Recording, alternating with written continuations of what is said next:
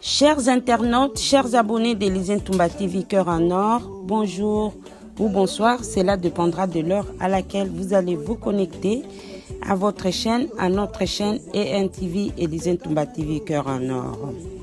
Aujourd'hui, dans ce nouveau numéro des réalités quinoises, nous vous amenons dans la commune de Limete, précisément sur l'avenue du Poids Lourd, entre la 17e rue et BAT.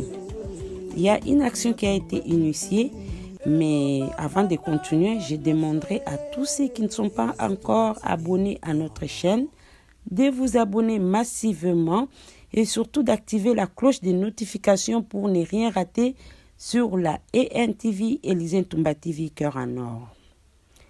Alors, réalité quinoise, je vais vous montrer cette autre réalité baptisée Opération Zéro Épave. Donc, comme d'habitude, tout me sana kolakisabino na réalité quinoise. Aujourd'hui, tout me melbino sur réalité oyasika.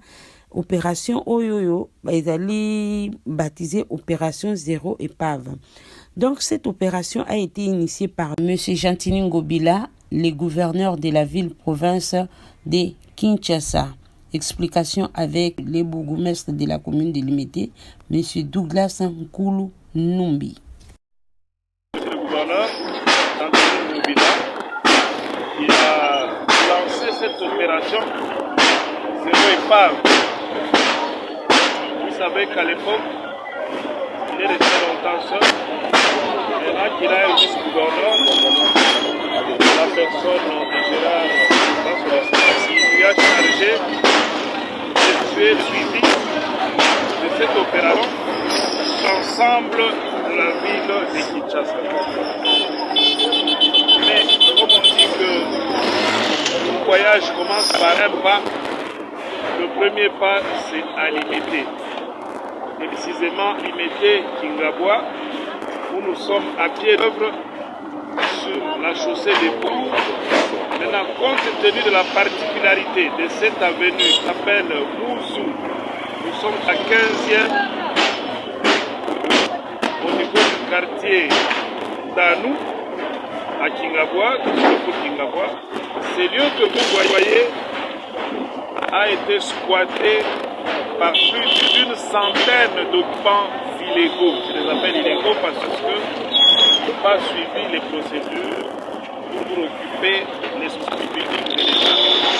Au-delà de ça, ici où vous voyez, il y a une sécurité, une promiscuité, de sorte que des personnes se promèneraient dès que la nuit tombait en faisant ce qu'on appelle des attentats à la pudeur et l'outrage, n'est-ce pas, à la foi publique.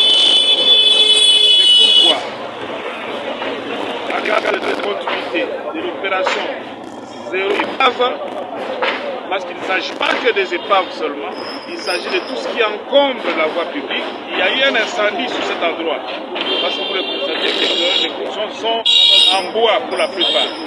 Il y a eu un incendie, Dieu merci, il n'y a pas failli de morts.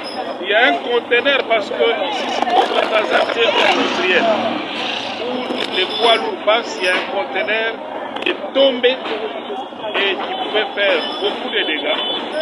Voilà pourquoi, sur l'ordre de l'autorité humaine, c'est de rétablir l'ordre public. Dieu merci, il n'y a pas failli de morts. Alors, comme je disais tout à l'heure, pourquoi cette opération a été initiée, c'est tout simplement parce que tout au long, il y a avenue Oyo, il y a des constructions anarchiques, il y a des maisonnettes, il y a des manzanda, il y a aussi des constructions, il y a des briques, il y a makasi. Les constructions qui empêchent que la circulation est à la normale sur la grande avenue où il y a poids lourd. Et les maisonnettes où ils allaient rétrécir là, et en plus de cela, ça cause encore beaucoup plus d'accidents et des embouteillages. Donc c'est pourquoi les bourgmestres et la commune elle mettait à initier qui action Oyoyo opération Zéro Épave. Donc Yango ENTV, comme d'habitude, hein, je l'ai toujours dit.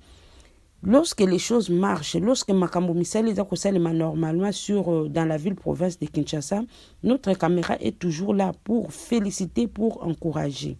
Donc c'est Ezaka Oyo. quand il y a des choses comme ça, tout le monde a que c'est quelque chose qui peut être loué et là, il y a qu'on féliciter. Parce que s'il y a trop d'embouteillages, s'il y a des accidents qui sont causés dans la construction anarchique, il fallait faire quelque chose. C'est pourquoi ENTV et l'usine Tombati Cœur en Or salue cette initiative et espère que toutes ces maisonnettes détruites aujourd'hui ne vont pas refaire surface dans quelques semaines, quelques mois ou quelques années. Et aussi, une autre question que nous sommes en train de nous poser, est-ce qu'un autre endroit bien précis a été étudié ou prévu pour la délocalisation de toutes ces personnes?